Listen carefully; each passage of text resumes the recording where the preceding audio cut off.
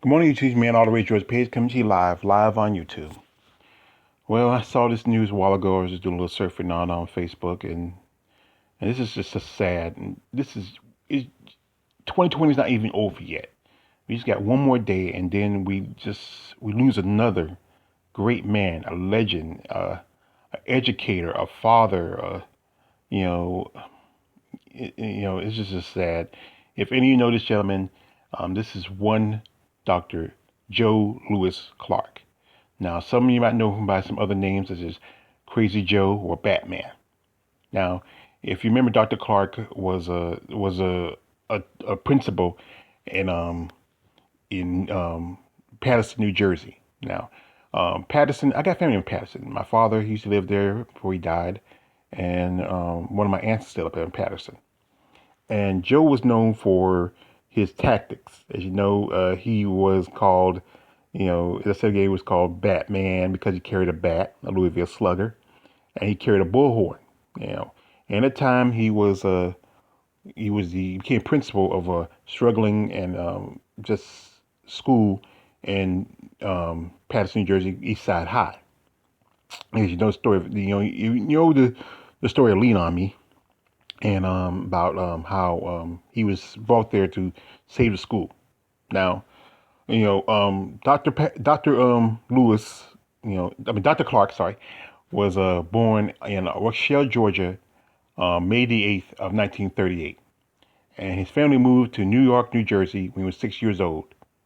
You know, and really he developed a taste for education, and he loved working with children. Now, after he graduated Newark Central High, he achieved his bachelor's degree from William Patterson College, now called William Patterson University. And he also a master's degree from Seton Hall University and honorary doctorate from the U.S. Sports Academy. Now, he had a past of it. He was also himself a former Army Reserves sergeant and a drill instructor, which helped with him with how he used his how he used his really much how he developed the idea of what he is with his programs and his plan for when he took over East Side High. As you know, East Side High, if you ever saw the movie Lean on Me, which I was talk about later on, was going through a lot of stuff. I mean, it was going through between drugs, violence, gangs. The rate of students graduating was very low. I mean, it was just awful. I mean, and Joe was brought in to save the school. So he used tactics such as, locking the school door, keeping the students in, and keeping the drug dealers and the gangs out. And people didn't like that. They didn't like him doing that. They felt like he was too extreme. But at that time, especially at the time, it was about the height of the drug era, and especially, and he had to do something. He had to do something, and that's what he did. And there's people that persecuted him for that. He was even arrested one time, and it was just, he just went through a lot. But you know what? He saved a lot of students, and he improved the quality of the school. And he just did so much for those students because not just the fact that for the passion and the love of education and for those children. He didn't want to see children go, just end up worse than they were before. Sometimes even worse than their own parents. And this is a story where he was he became a really before social media, he became a real media darling. Especially, he did a cover of Time Life, and then as you know, in '89, right before he retired from East Side High, um, there was the movie Lean on Me came out, and it starred Morgan Freeman, the great Morgan Freeman, who this is also I feel like this. Morgan Freeman and Robert Guillaume were both in the movie together, and Robert Guillaume looked more like Joe Clark than Morgan Freeman. But I think because you know how it is with castings. Anyway, the movie was just about the life, his early years as the principal at East Side High, and how he fought to save the students, especially during that time. And he became like a real darling in our community. You got here Run DMC here hanging with him. He was on the episode of Arsenio Hall. He did episode 227. So, like I said, after he retired from East Side High, he became He became a counselor, and for 6 years for the exits what's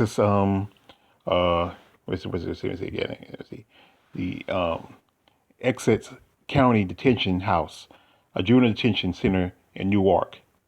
And he also wrote a book called Laying Down the Law, Joe Clark's Strategy for Saving Our Schools.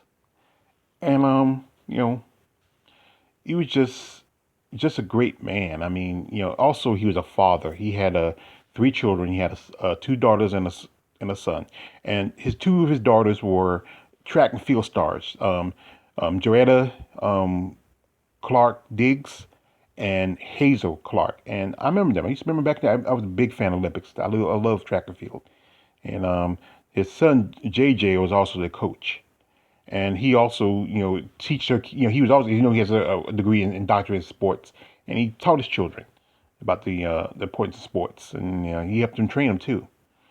But like I said, it's just he passed away yesterday at his home in Gainesville, Florida. He was surrounded by his family and friends.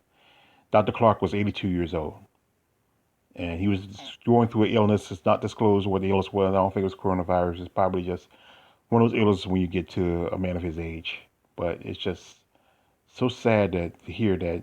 And this great gentleman, this great teacher, this principal, this man who took and changed lives of young people and pretty much changed the idea of, especially in the urban community, our schools are considered the most worst. But he did something about it. He fought against drug dealers and criminals, and he did all he could do with the resources he had.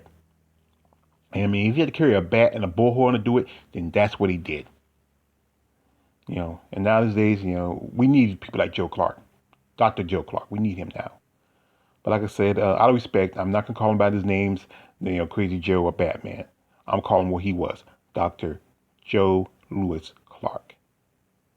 Rest in peace, Dr. Clark. You're a great man. He's your man all the way, George Page. Don't subscribe. I'm out.